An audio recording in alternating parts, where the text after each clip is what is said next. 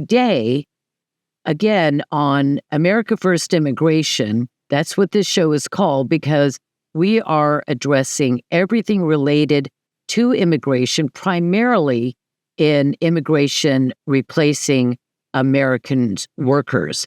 But every facet of the immigration policy we want to explore. And today I have with me a special guest, Pastor David Lowery, and he is co-pastor of the Fernwood Baptist Church, an outreach pastor. And I saw a post on X relating to an interview that he had done, and it said something about the fact that there was a jobs program in Illinois that came out of a legislation. It was part of legislation in this jobs program, and it was intended, presumably, for Americans because it was about training and skill sets and mentoring and bringing disadvantaged youth primarily into good jobs to take advantage of, the 21st century economy. But Pastor Lowery found, and we're going to get into this, that it was going to, whether primarily or not, we'll explore, to illegal aliens, which I found so offensive.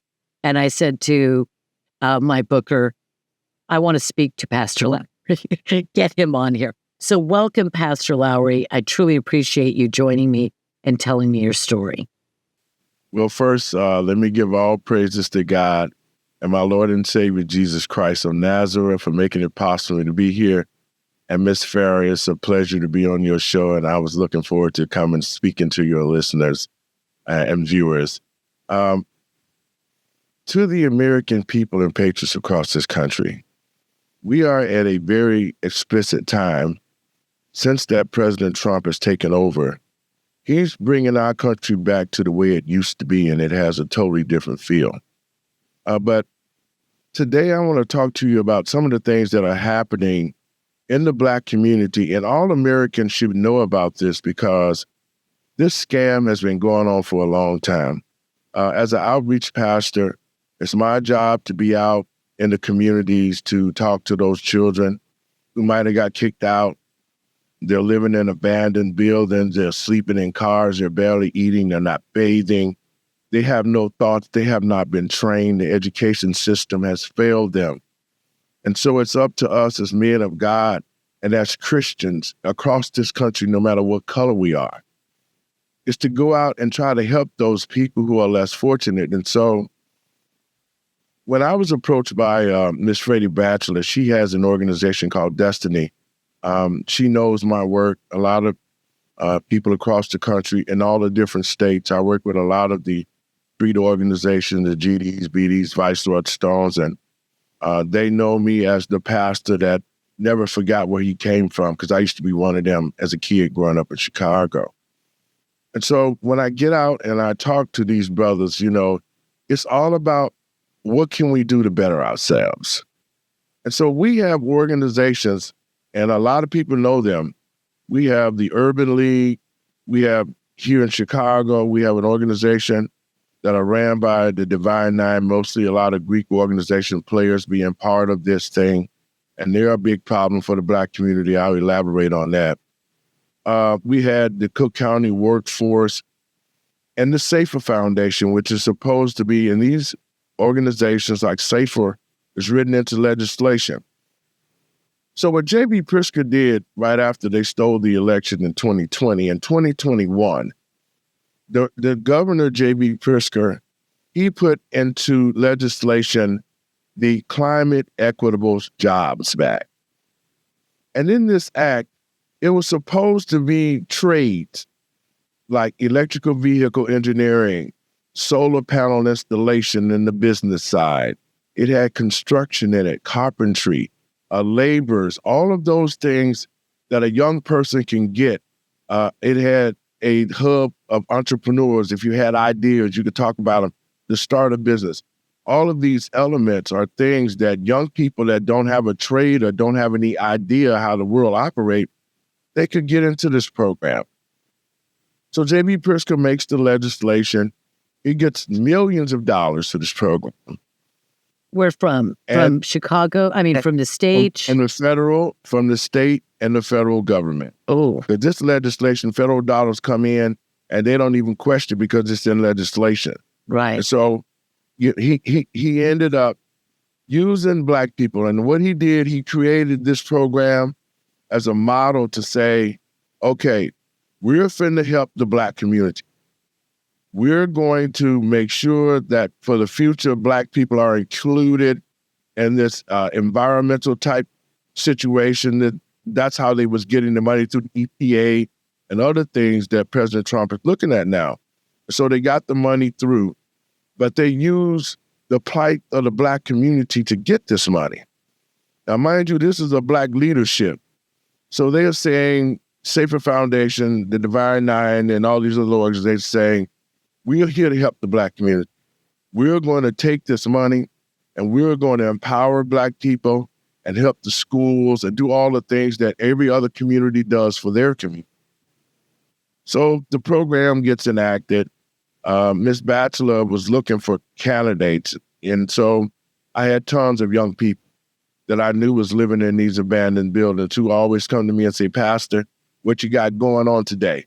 Because to the American people and patriots across this country, the Black crime that's happening in Chicago and in the major cities, it's only because the children that have been thrown away that nobody would even reach out for don't have any education.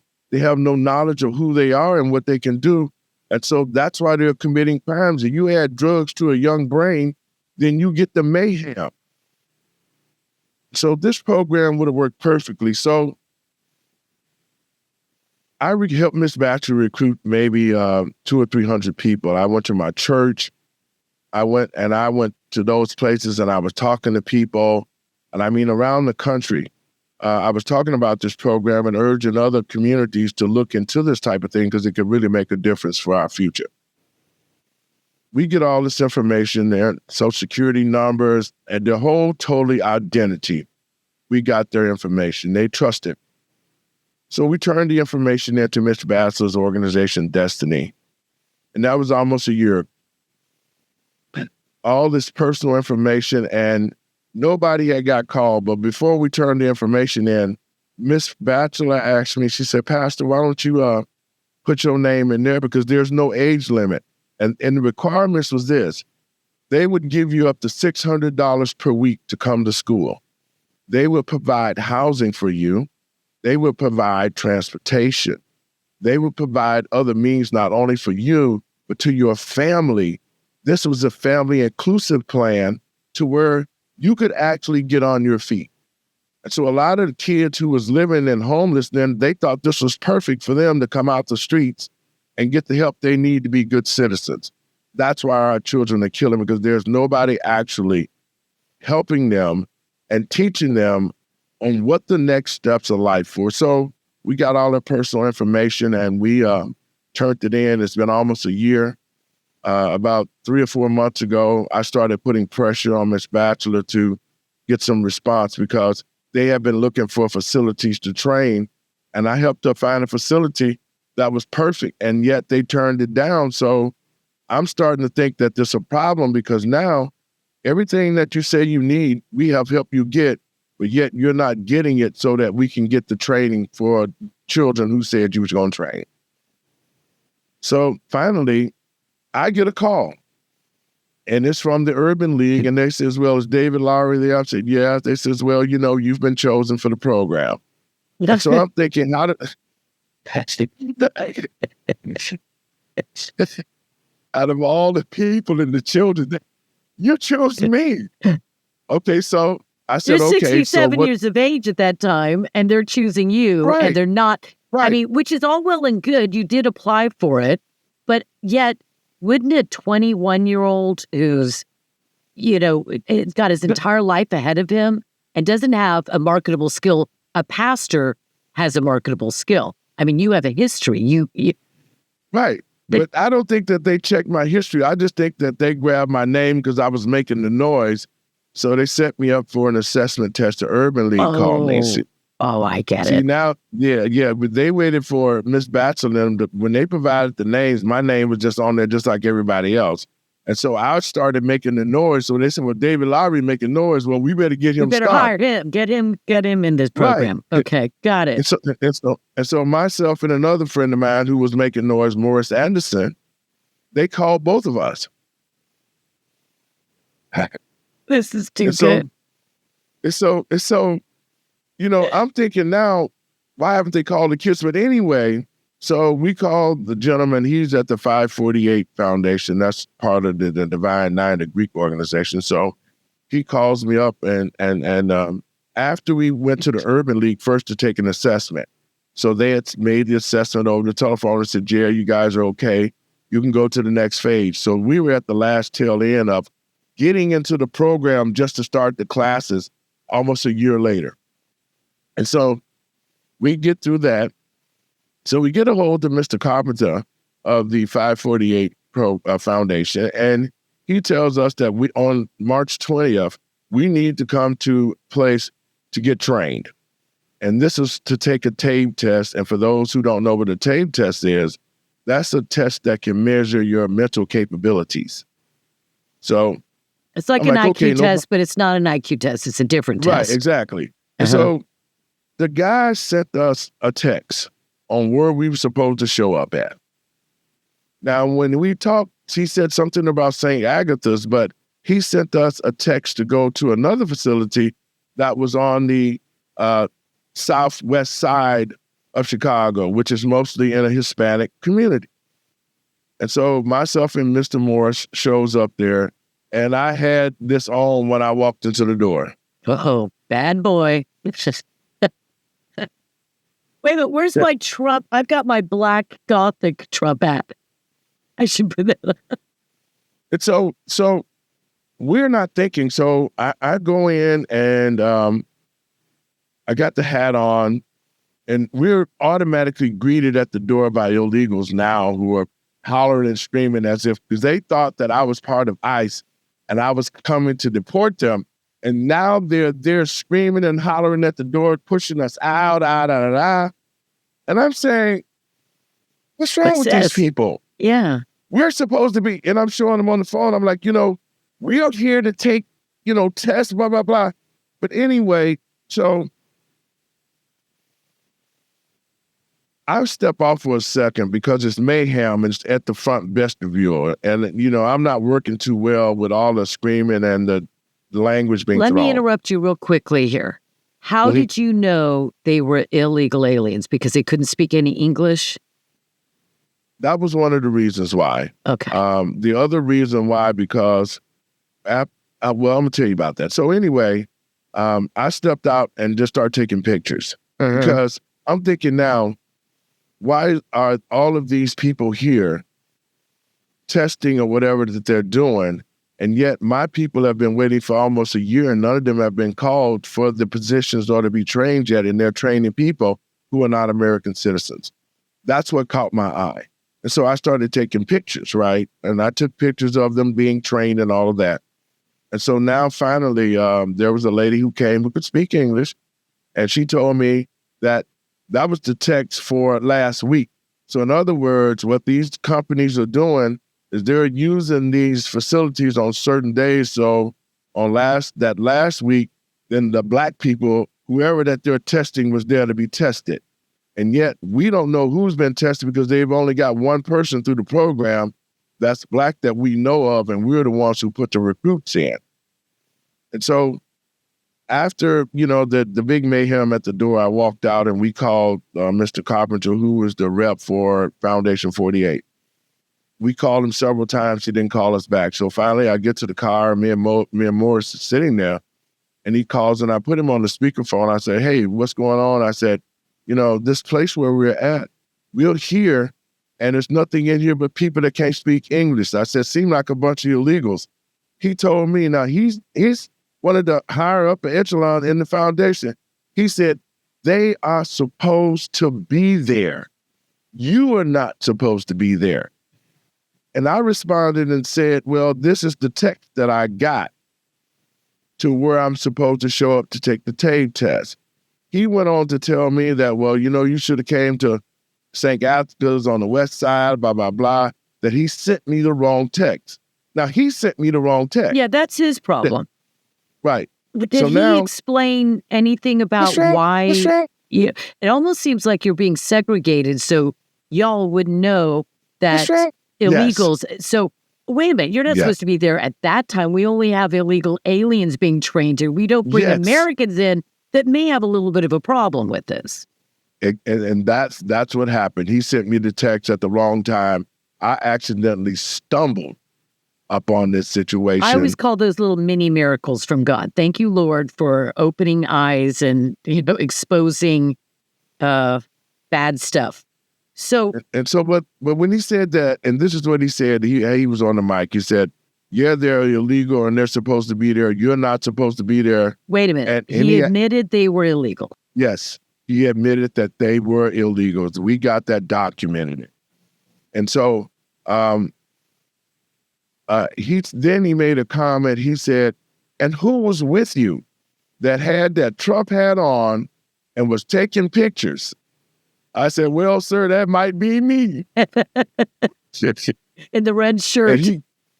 He got so mad. He said, "Well, look, listen, I'm going to tell you something. You are no longer in the program. You're no longer eligible because you wore that Trump hat and that Trump paraphernalia at our facilities. We're kicking you out of this program. You need to find training somewhere else," and hung up. So I got kicked out the program for wearing Trump clothing, which I didn't know that it was a law against that.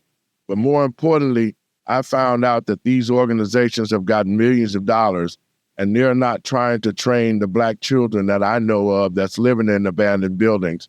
They're taking American taxpayer dollars and they're giving it to these illegals, possibly using their identification because they've had their identification for almost a year and not recalled them.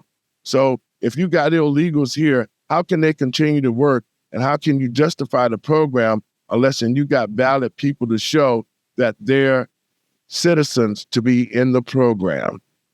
And my whole premise, that's what tipped me off and really got me going, is because these children trusted me with their identities. And if that's what they're doing in this program, it needs to be investigated. And we need to find out that if they are doing this, it's against the law to aid and abet illegals, and this program should be shut down.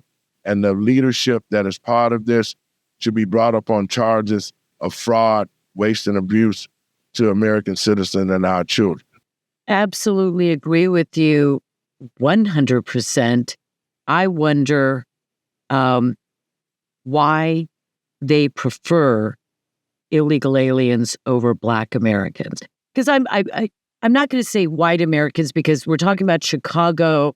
We're talking about disadvantaged youth, inner city youth, these things, I want to leave any other kind of ethnicity out of it right now. And I want to just focus on Black Americans. And this is a government that has primarily, a city government that is primarily Black Americans on the city council, right? And I'm not sure if this is all, I suppose this is all Illinois. And so maybe we could go into that later, but you're in Chicago. And so what I don't understand is why would Chicago politicians, a Chicago mayor that's Black, a Chicago city council that's Black, that's serving I don't know if you would say primarily Black they are Americans, but primarily Black Americans who are disadvantaged. Your school system is just garbage. It's not teaching the kids. They're not, and it's not the kids' fault. It's the schools, it's the teachers, the administrators. They're spending millions to not educate the children. Here's an opportunity. The federal government is significantly underwriting it or funding it along with state funds. And they want to put it toward illegal aliens. I don't get it. I never get this part of the equation. I'm gonna explain it to you today and to the American people of patriots across this country. This is the problem that's in the Black community. See, Black politicians used to take care of the Black community when I came up because that's how we got to where we're at. The real problem right now in the Black community is the young politicians who call themselves Greeks, the sororities and fraternities people now who are in charge right now. They do not have the pride of being Black. They have the pride of who got the best dollar and what purse string that they can get the dollar out of. So what has happened to this? In the school system, these soror brothers and sisters have inundated the school system. They've gotten into legislation. They're lobbyists. They're in big corporate America in different places. And their ideology is that they don't want the grassroots community to flourish. They don't. Because they're the ones who are getting the money. They're intercepting the money, and the money is not going to the Black community. It's going back to their affiliates, their companies, their soror brothers and sisters. They're buying businesses here in the Chicago and the dilapidated areas. They're reinvesting into the city for themselves and not for Black people. And so they don't want to see, because if they did, the Black leadership, if the Black leadership had pride and love like Dr. King and Malcolm and all the rest of the great leaders, Barbara Jordan, the Black community would not be in this situation. But they're the ones who are diverting the money, and they're getting the money and they're reinvesting into their own lifestyles and the communities they live in.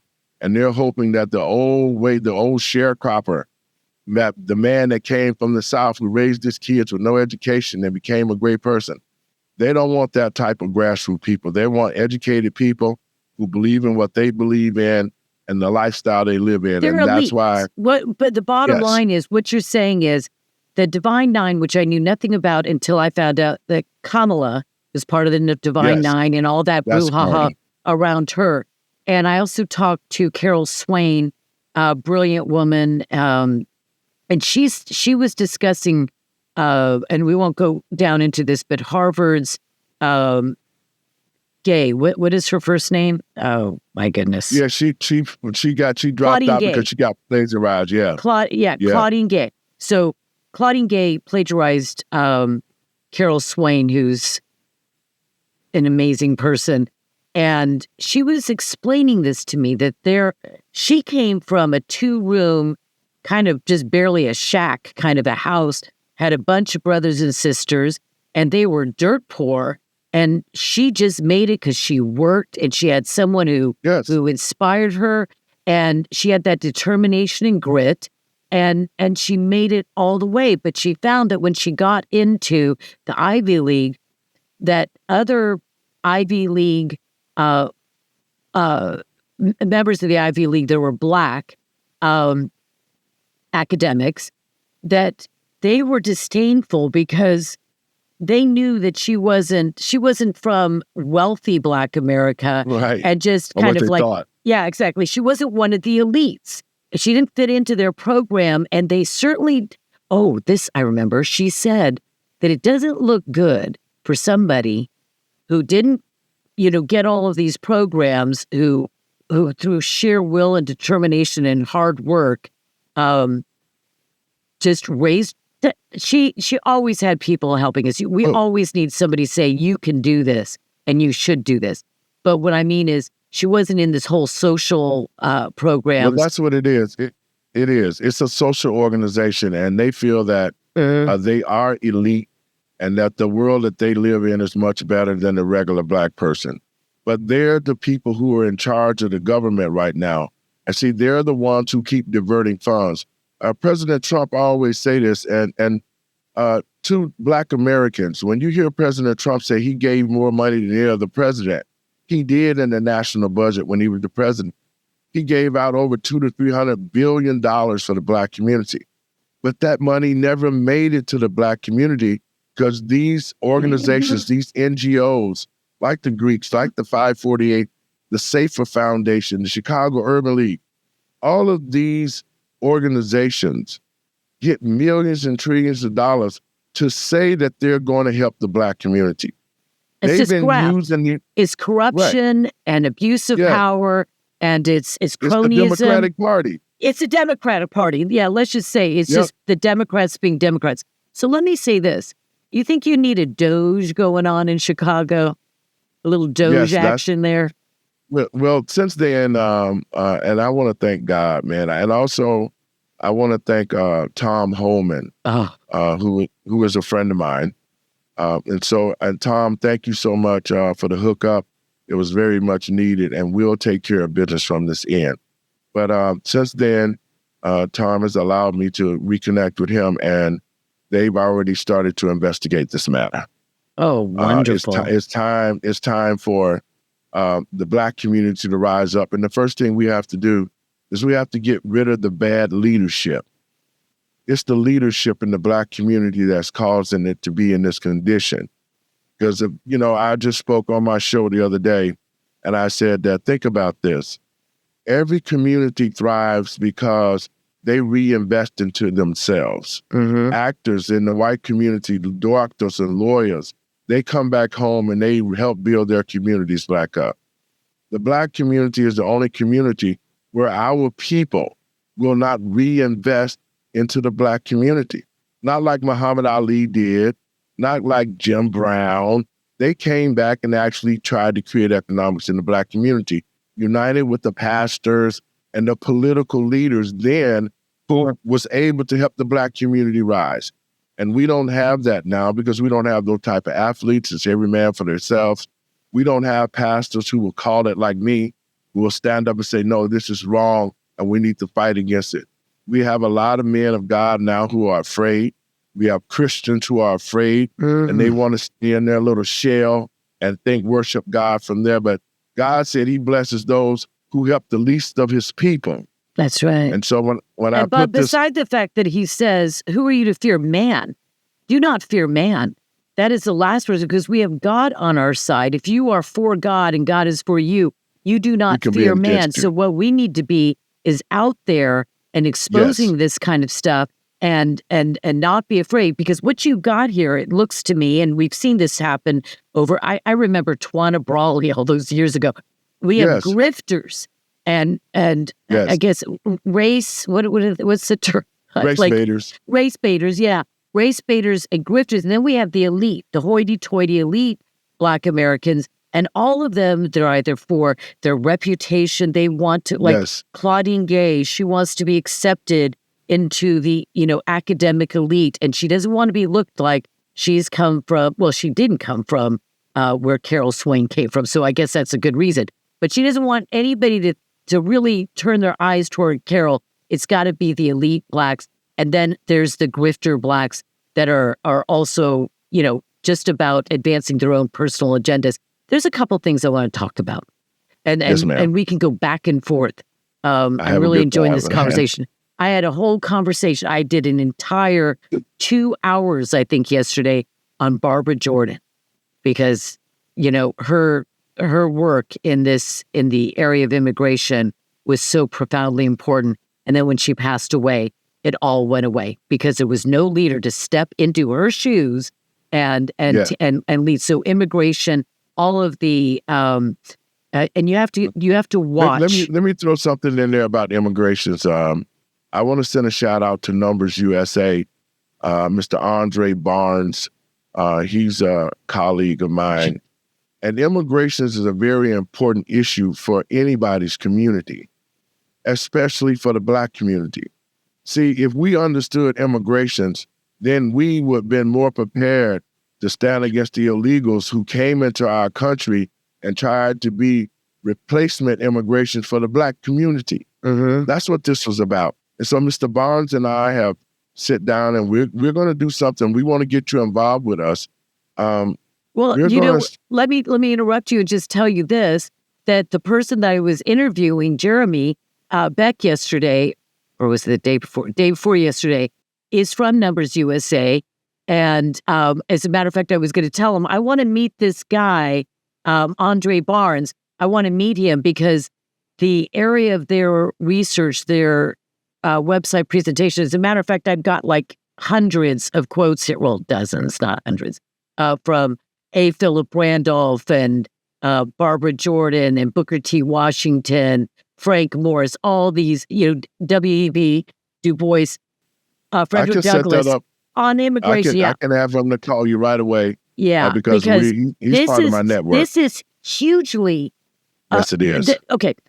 There is the tech industry that is being devastated by immigration. Americans' jobs are being devastated by immigration. And then there's the Black community, and there is all this opportunity for jobs, for labor training, for jobs programs. And I want to get back to that now. The jobs, the training and all that is not connecting with Americans. What is essentially happening is this grifting and grafting that you're talking about, but training illegal aliens in your case, and then in other areas, it's just because they want the bottom line's more important than their country. They want to import labor that's cheaper to take the higher end tech jobs. So let's go back to the kind of training and the jobs that we were talking about. Now, I'm not a big climate person. As a matter of fact, I call it the climate hoax or scam, like President Trump does. Exactly. Yeah. So, but nevertheless, it doesn't matter. They pass this legislation, and what Illinois thinks is the future is going to be because of Biden and Harris and their Green New Deal and all the trillions of dollars that they passed for really what was an undercover climate bill. So they figure, okay, the way of the future is going to be in green technologies and all the related industries and businesses and trades relating to that. So they pass an act that is to enable, especially men, I would assume, but men and women in Illinois, especially the underserved, and then they throw in LGBTQ and everything. I don't want to go down there. I don't know. And they also say, by the way, climate is racist, so they're disproportionately affected. And that whole thing makes me laugh. But I'll set that aside too. The point is, here was money coming from the federal government, coming from the state government, allocated by your legislature to put into training young men and women, disadvantaged youth, to go into industries and disciplines and trades that would be part of the future because it's a growing industry, as they were describing it. And this is the way for them to take advantage of the economic opportunities and transform and create a burgeoning middle class in Chicago. So that's what should have happened. And by the way, this is not rocket science or brain surgery. Training people to weld, to build, to be carpenters. This is not hard because there are thousands and thousands of organizations and businesses that would train these people because they need these people. And so what they did was, I don't know what they did for that year. Let me say this to the listeners quick. Sorry for yelling, but I get a little bit upset. Let me say this to the listeners. I graduated from high school in 1974. This year, I'll be 68 years old. But when I went to Tilden Technical High School, for 2 years, I learned how to be a welder, auto mechanic, plastic shop, electric shop, wood shop. I took all of those shops because my high school prepared me for construction, auto mechanics, welding. All of the trades used to be into the high school. And when I came out of high school in 1974, I didn't go to college right away. I went to work for J.I.K.'s company, making $200 to $300 a night welding as a kid. That's the vision that I have, and you lived it.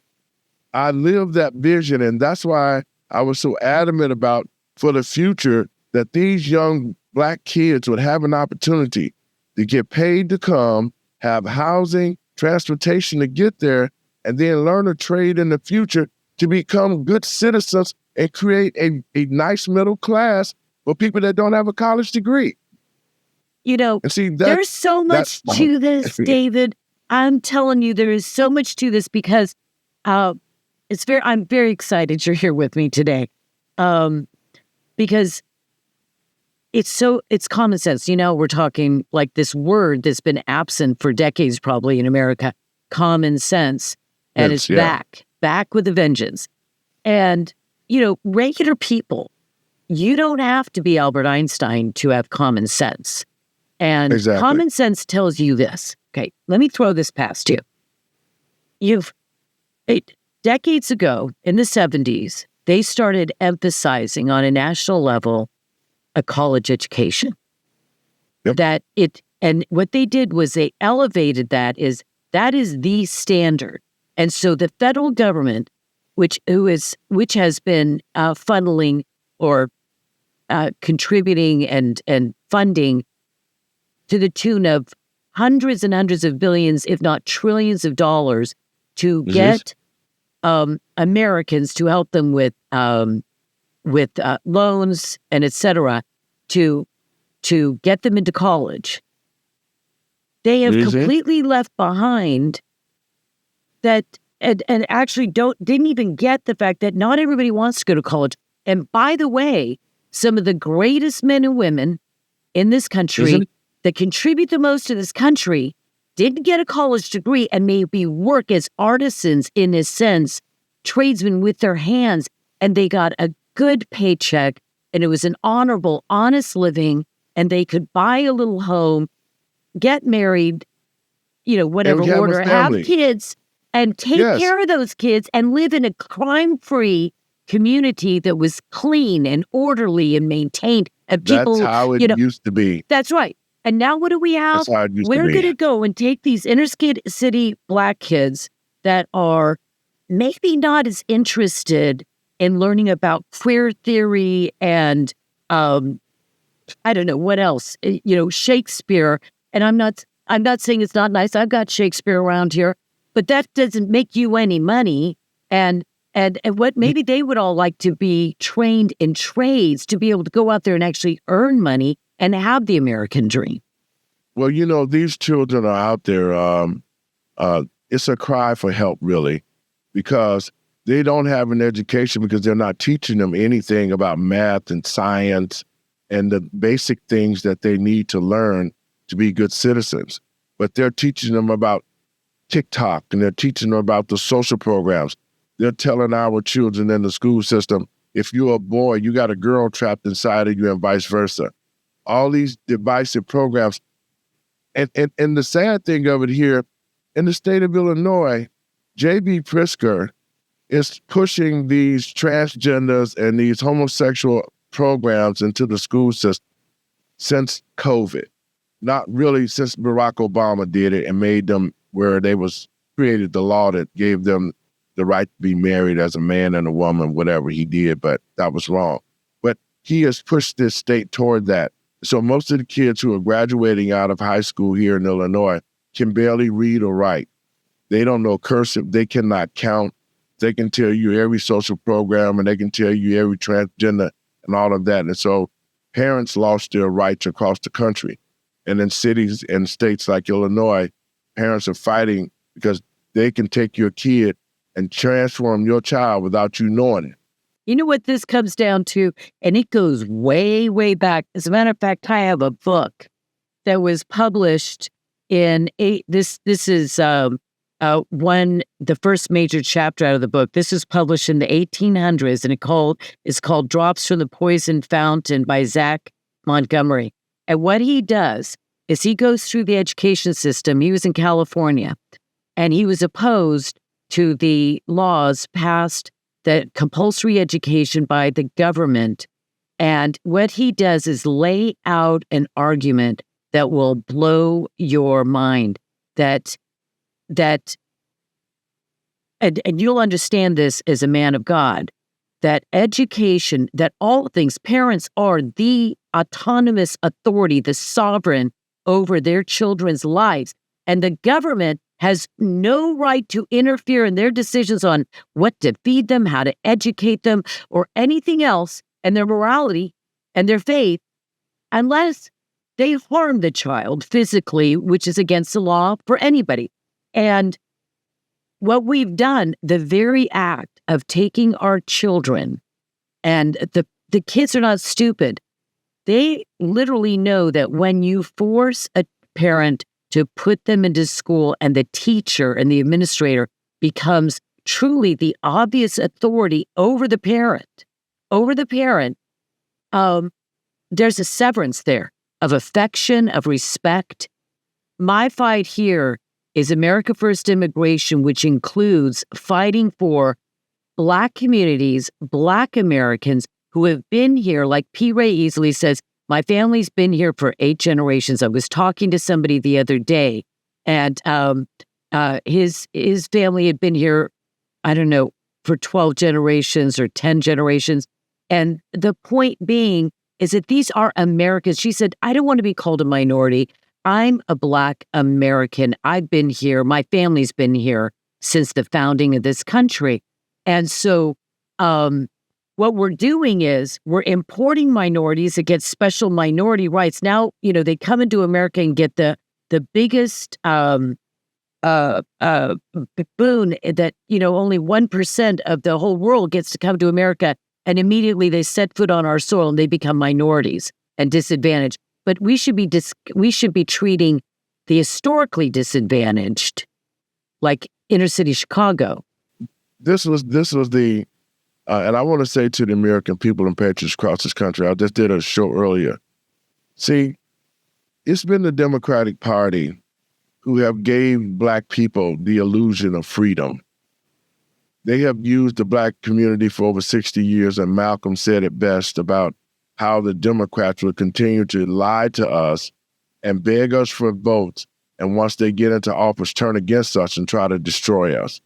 That's what has happened. The Democratic Party has been slowly destroying the Black community with Margaret Sanger and Planned Parenthood, with crime, with drugs, alcohol. They have been trying to destroy the Black community all along. And this is the last stand for Black people now, as our communities, our families have been decimated to the place where it used to be a man and a wife and a family. Now that's down to like 9%. And it used to be 80 to 90%. That's right. That's right. In the before 65 of the Civil Rights Act, because I'm sure you listen to Thomas Sowell, hero. I do. I'm glad. Well, I love him.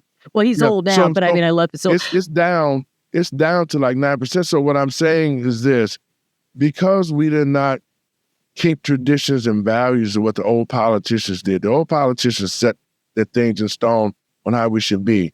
But the Democrats changed it because there used to be certain Democratic bird because conservative Democrat.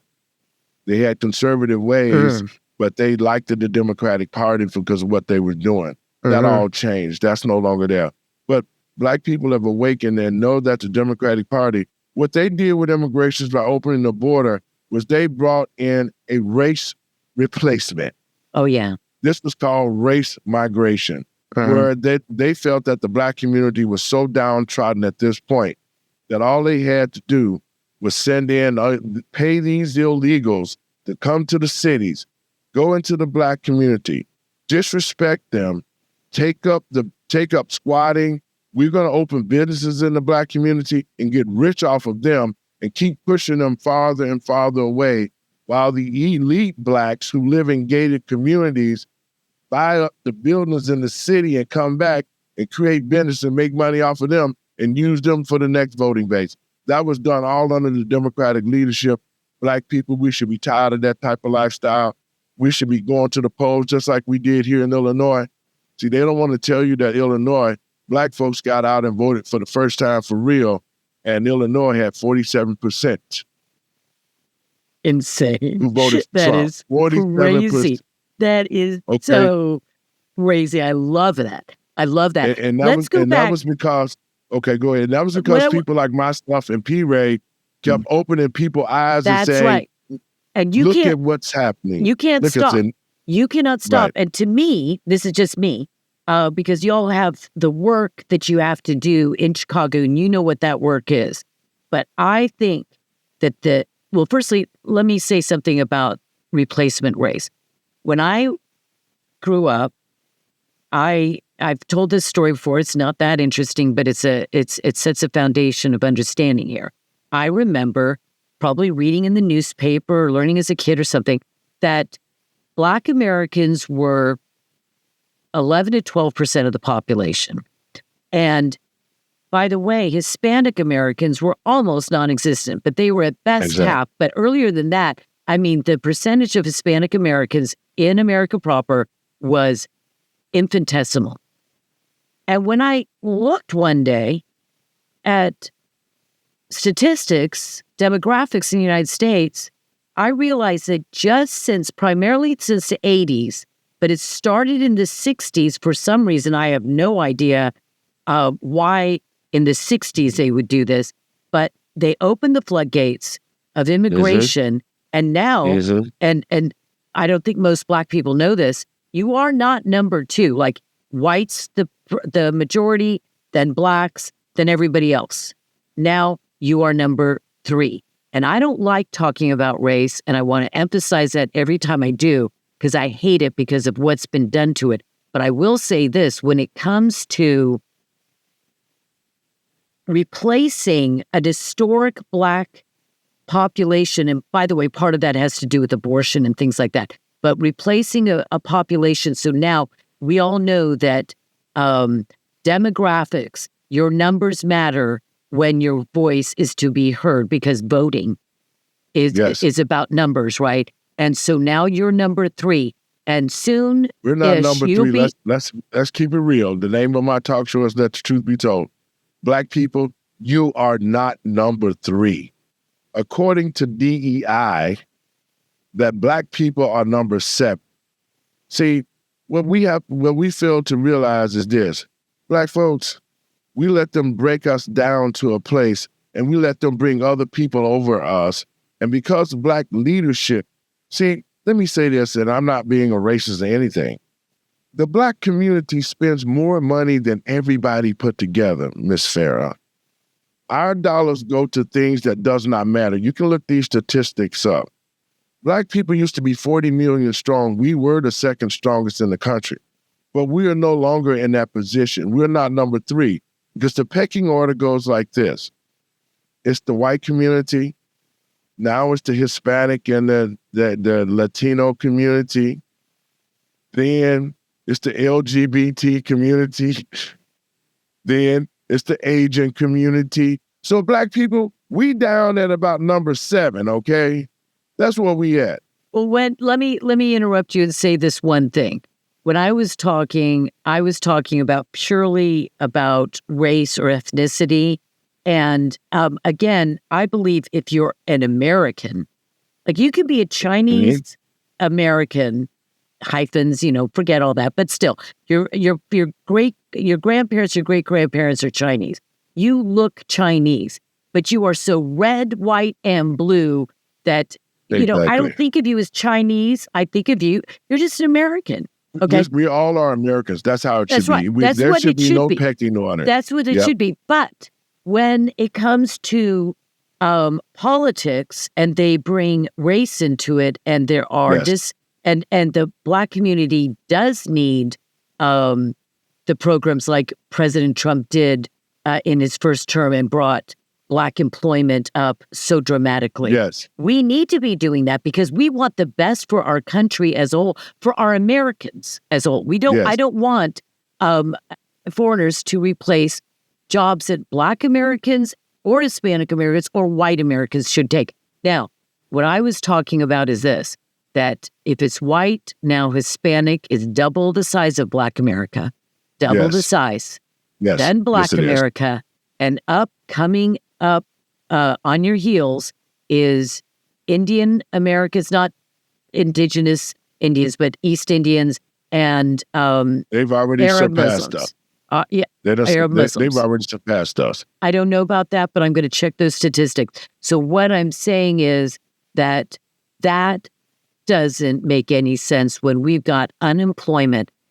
When you went, let's go back to jobs. It's the Black leadership. I know, forget it. I don't even want to talk about Black leadership. I'll tell you why. I want to talk about the kind of training and jobs, because what I never saw was in anything in my research is what specific jobs were they training people for, if you know, and who was doing the training. Like, were they learning Okay. welding? They were learning electrical engineering, preparing them to repair electrical vehicles as well as the charging stations.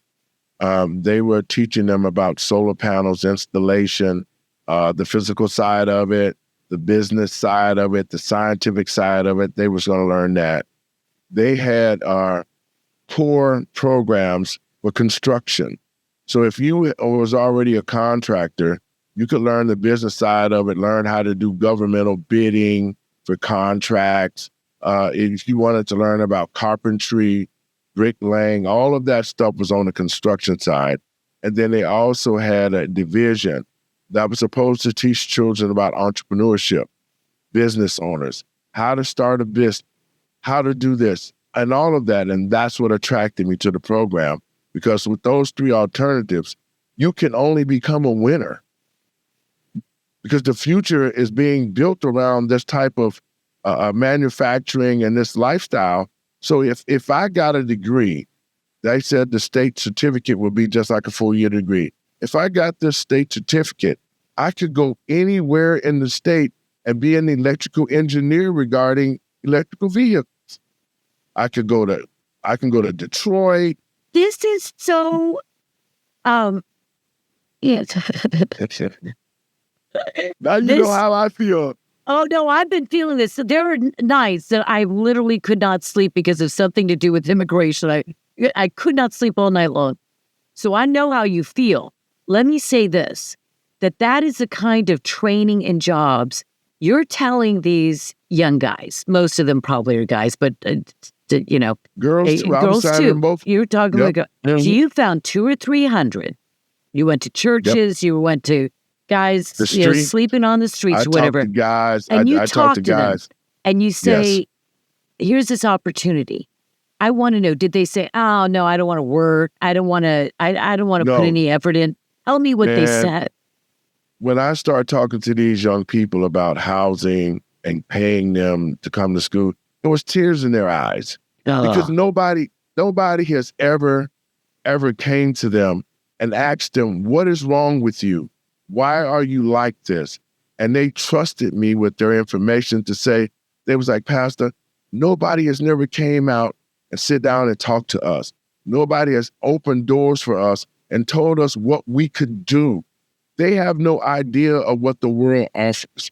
So this program was dear to me because of the fact that I could offer them to say, listen, if you trust me, you're going to get $600 a week, come to school. You're going to learn a new trade. So that child that you had birth to as a young father, you can learn responsibility to take care of your kid and marry that woman or do some things positive for the future. And that's what this was about. It never actually happens. I've been looking at this stuff. I'm not quite your age. I'm a little bit younger than you. And I've been watching this stuff all these decades, and I never see a resurgence. Because if we were doing it right, the test would be this. What you would do is you would see the explosion. There would be what I call, because, the burgeoning Black American middle class. I mean, it should be burgeoning. And if you literally took this program that Pritzker signed and you brought in hundreds and hundreds of young Black men and women to be trained in legitimate, worthwhile, valuable, marketable skills. You would see a surge in the Black community. These children don't want to be there. They're excited about this program to go to work. They're still asking questions about it. You understand what I'm saying? Yeah, I know what you're saying.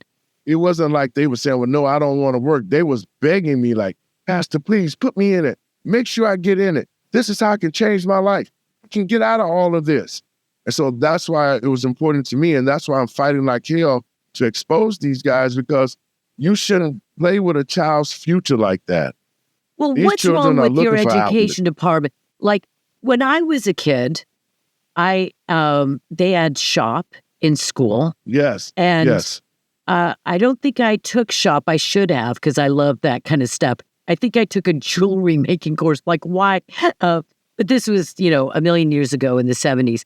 The thing is that training somebody, like the fish, instead of Yes. giving them a fish and teaching them. If you give a person a fish, they'll eat for a day, but if you train them to fish, they eat for a lifetime. Yeah. And that's what this was. They could have used this program. Carpentry. Yes, and you know all what? of it. Since Tom Homan and Kristi Noem began the deportations, I would see videos on X and elsewhere where entire job sites for building were empty because everybody working there was illegal, and they knew that ICE might be driving up and just or they feared that. Right. So they cleared out. But you know what I saw in the New York Times yesterday? I saw an article. You can go and find it.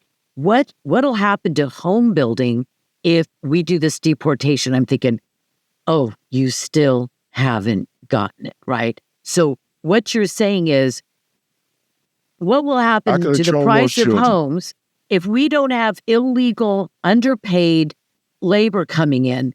If that's the solution when Black America needs these jobs, why don't you just, in Illinois, say only Americans and train these young men to be carpenters and to learn the trade and be mentored by men who have been in the trade for years? They don't want that because it's much more easier to lie and say you're going to help somebody to get the money, and it's much cheaper to use the illegals because they'll be grateful for $5. You know what I'm saying? Yeah. Where American citizens is going to want the $600 to survive. And so these organizations like 548, the Divine Nine, the Safer Foundation, the Urban League, the Chicago Cook Workforce, these organizations are not concerned about the Black community. They're concerned about the dollars that they can make off the Black community. And I think that it's time for this type of attitude. If you're not going to do the program and put the money, make results, because that's at the end of the day. Results. We need to see results. We need to see our young men being trained. We need to see them going back home and taking care of their families. That's what it needs. And in order to be good citizens, you have to know how to do something good in America. You have to have a trade. You have to know how to have an education. If you know how to do things, if you know how to be an entrepreneur, you can survive in this country. You know what? It's a lot more than just the paycheck, isn't it? It's not just about a paycheck. It is about pride. It's about being a member of a community that's contributing, where people respect you and where you respect yourself and you respect your wife or husband and you have children and you contribute. You become part of the American dream. This is what it is to be a community, and this is what it is to be an American, because we have a community, in America, that we love each other, and we want the best for our country, and that is what is missing now. They have divided us. They have abandoned communities. They've divided one community from another, and they've created fear. And because, when you just see illegal aliens taking your jobs, and you're sitting there living in a car, and your education system doesn't even, did they drop it's called psychological warfare. And that's what the Democratic Party have been using against Black people. They've been telling us that Republicans are the enemies. They're the ones who hate you. If you're a Republican, you must have money. And we're the ones who are going to take care of the lower class people. And yet you see all these Democratic leaders gone on to make trillions and millions of dollars, and the Black community is worse than it was before they got into office. Is the Justice Department going to find out what happened to that money? Well, yes, I spoke with the deputy czar, and since then we've started to communicate with Homeland Security here, and they definitely are, because not only that, these children identities, J.B. Pritzker also, and this is what scares me the most, to the American people and patriots across this country. We have a situation where a governor here, J.B. Pritzker, is trying to house illegals, and he's trying to hide them from ICE.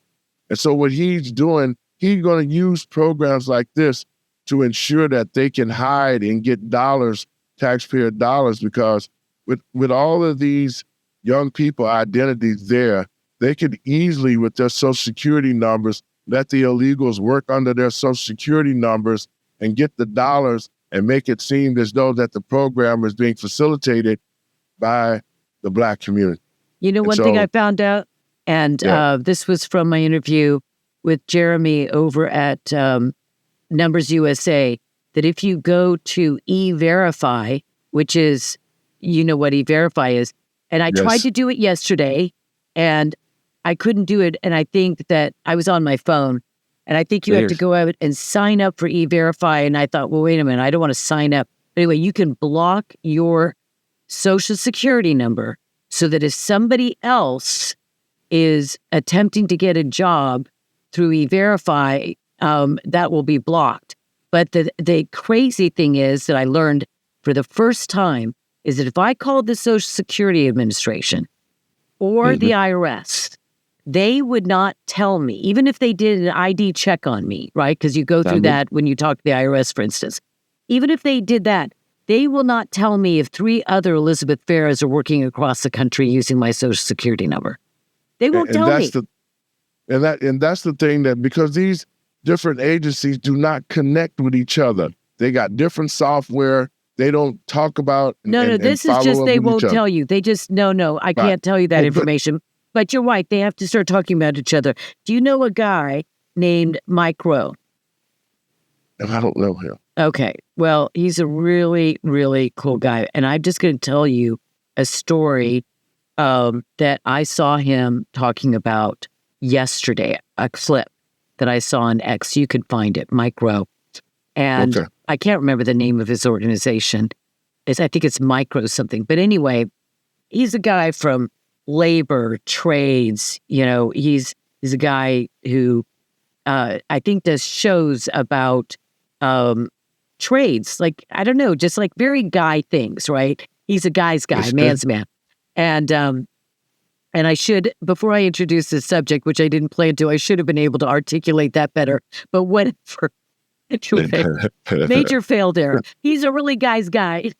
That was great. Anyway, he was being interviewed at a conference, and he explained something that blew my mind. He's talking about the 7.2 million prime working age men that are not working. They're watching, like they're on screens 2,000 hours a year. They're just not working. They're not disabled. There's no reason for them not to be working. They're not. And we're talking probably 18 to 54, but it might have been a smaller subset of that, maybe 24 to 50, whatever it is. But they're prime working age males.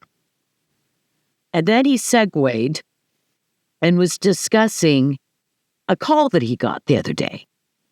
And he got this call from an organization that helps a group of 15,000 businesses.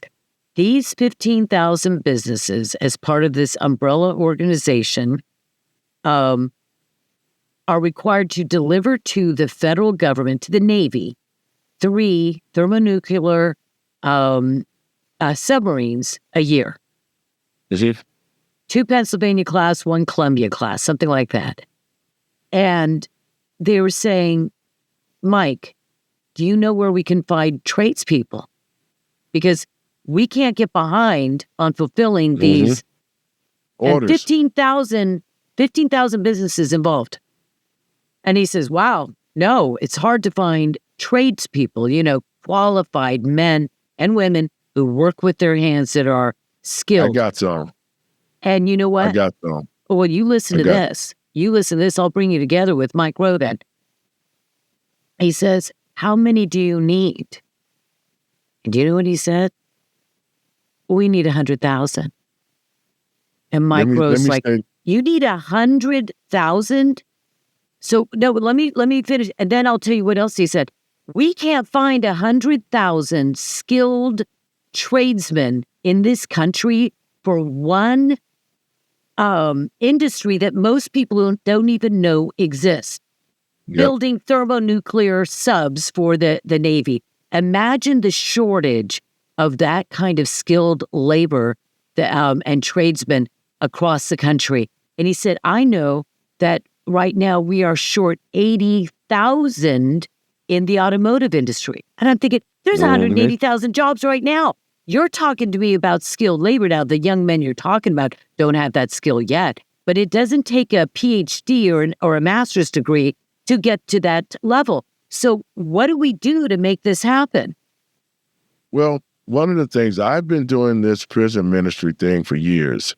There are a lot of Black men that can weld that I know of right away that would start working immediately. They're machinists. I mean, I've been dealing with workforce development for a long time. So I would like to meet with him, and I could send him tons of people who are already, it's a lot of guys that know how to weld. They know how to do this, but the opportunities are not there because they don't know what the opportunities are.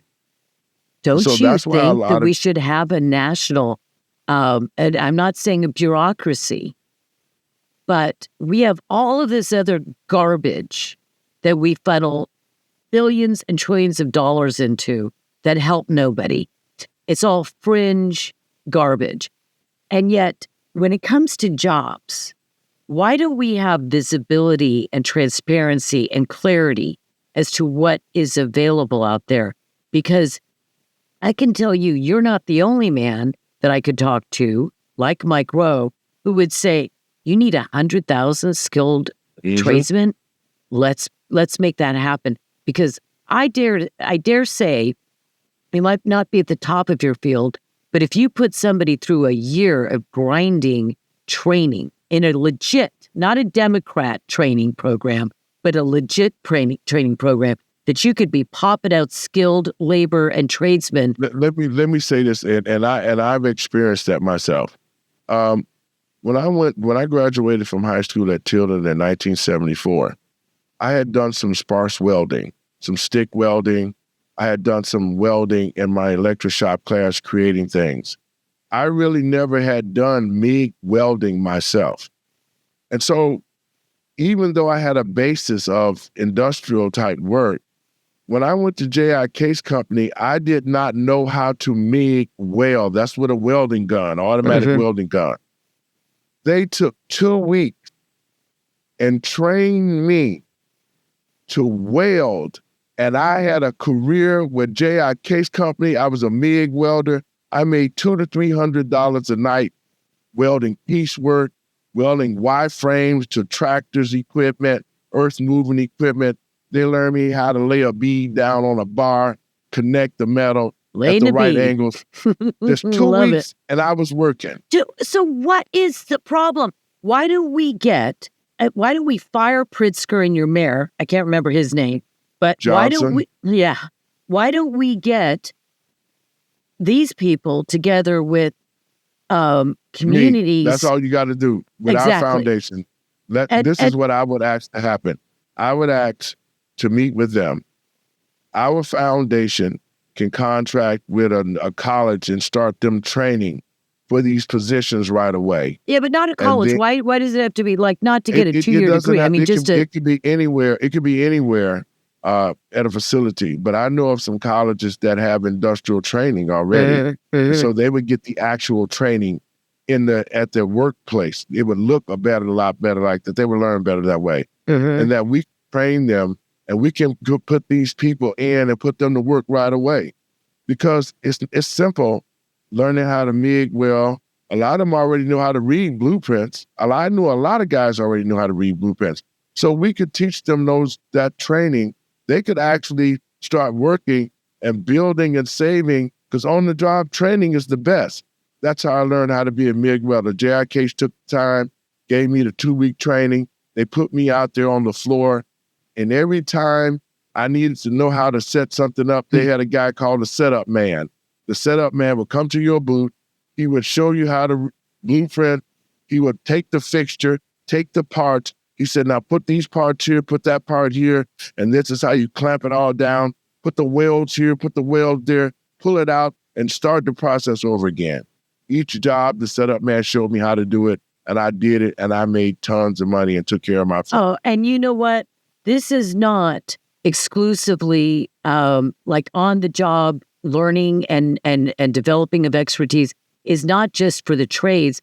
If you talk to somebody who graduated with a law degree, or a medical degree, or if they became a journalist or even a cop.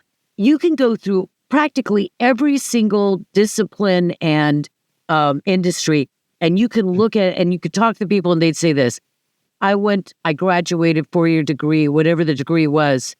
I didn't know anything until I got my job. And then I realized, I guess I needed that degree, but nothing that I'm doing now has anything to do with that. And I'm learning everything for my profession on the job. And you know what's weird? They keep talking about this as if it's some big, well, we need people now. We need people now. So why do we bring 100,000? It's like with the chicken processing plants where they let go of hundreds or thousands, I don't know what the number was, of Americans and brought in, we've got the illegal aliens in. What? Yes. And then Katrina, when I went through reading up about Katrina, were all these men and women, but it's that were had their communities destroyed, and they were told you can have jobs rebuilding, construction jobs, all kinds of jobs rebuilding. They haven't rebuilt it. And you know what they did though? After they came in, they drove hours to get there. They were excited for like peanuts to work. Yep. And they said that the lady comes out, I don't know if it was after a week or whatever, and says, sorry, we got to let you go now. What? Well, and they said that, you know what they did?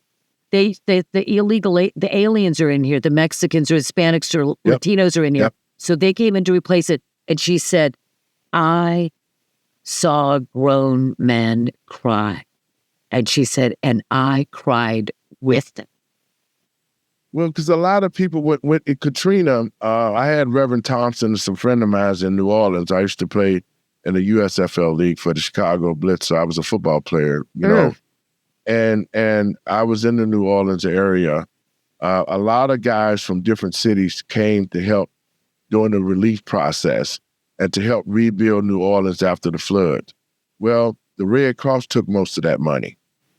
They took most of that money.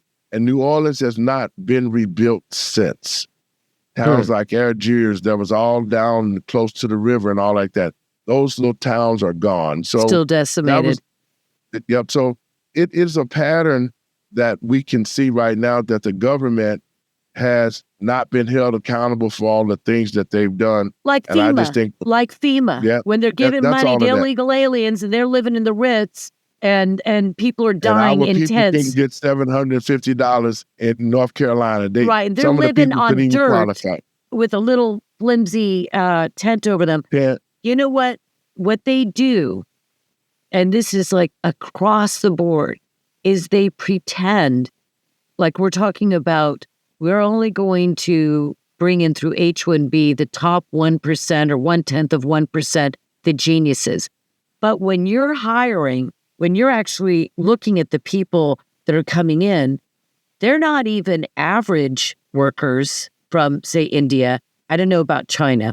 I haven't delved into the China issue as much yet. But they're not geniuses. They're not well trained. No. They have to be completely trained. Yes. They're coming in, taking Americans' jobs. I know people that have worked in the industry 10, 20 years. Some of them were about to be vested with their stock options, and they were gone from that company, and they were all replaced over and over and over again. But what they talk about is this, but we need the people now. And what I would say is this, from our conversation, from what I saw with Mike Rowe and others, because this is all I do practically talk about, is it's not that hard. This isn't brain surgery. You don't got to open the cranium of some poor person and start working around there untrained. We're talking about welding, which is an honorable and worthy skill, but it certainly doesn't take a 2, 3, or 4 year degree to get that done. You can get in there. You said 2 weeks. If it were a month or 3 months, whatever it is, that's nothing. It's chump change. We can get 100,000 young men in Chicago. Let's make that happen. York. That's all I can tell you. Let's make it happen. Let's make it happen. Let me say this to you. I have connections in New York, California, Alabama, here in Chicago, St. Louis, everywhere. I can bring men in everywhere. All they wow. need is the opportunity. They are travel to get the training. They are travel to get their own job training. Let me say this to the American people and patriots across this country. Black men are not sitting around talking about they want to live off people. Opportunities are not being given to them. Just think about this. Even in the construction field here, I have guys who have construction companies, but they don't get any bids. So how does it look? Here you are, a black construction company, and you got a white construction company doing construction work in the black community. And you got And black using guys illegal aliens? and you got black guys just sitting around asking them, man, what I need to do to get a job? How can I get a job? And all like that. And Yeah, it shouldn't be that way. We should be using black people, and they should be in their own communities, rebuilding their own communities, of course. providing jobs, all of that. And so that's what, if you're serious about that, bring it on. I guarantee you, we'll get 100,000. Okay, We'll get let's 100,000. I'll get try to make 100,000 this people. happen. We got another 80,000 for automotive. I don't know what the jobs are because, whatever. If these companies are willing to take a week or two or a month or two to train people, that's how America got great. Because a lot of people that came from Arkansas and Mississippi, they couldn't read, they couldn't write, but the manufacturers told them and showed them what their job responsibility was.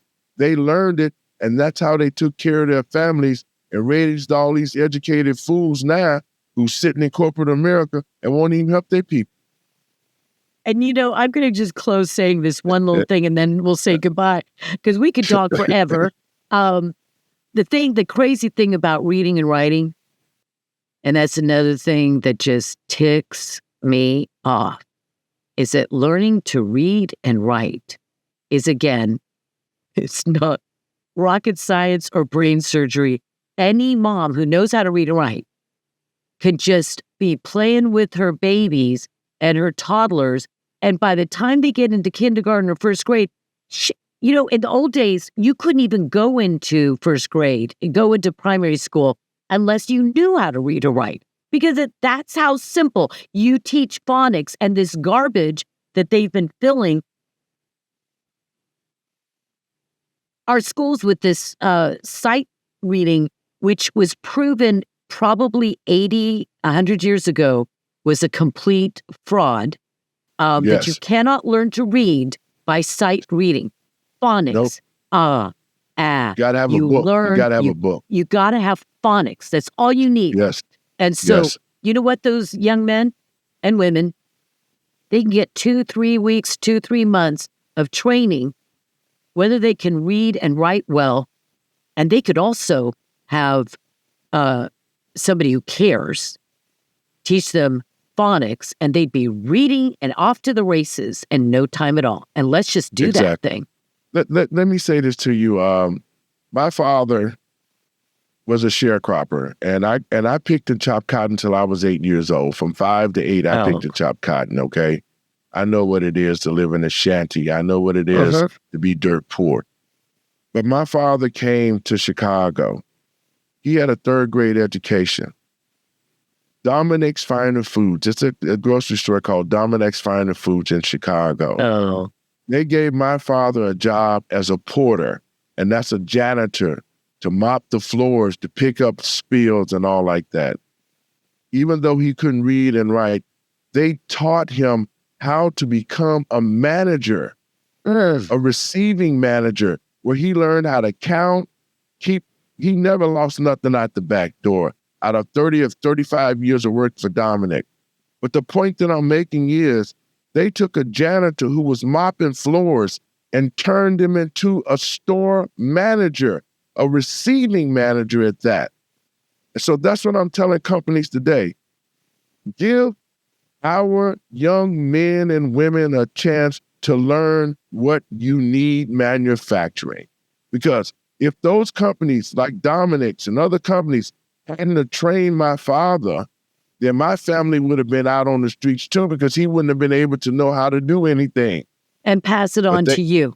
And pass it on to you. And this is not a handout. And see, the thing is that the elites and the grifters, they want to have big programs, legislation that I was reading that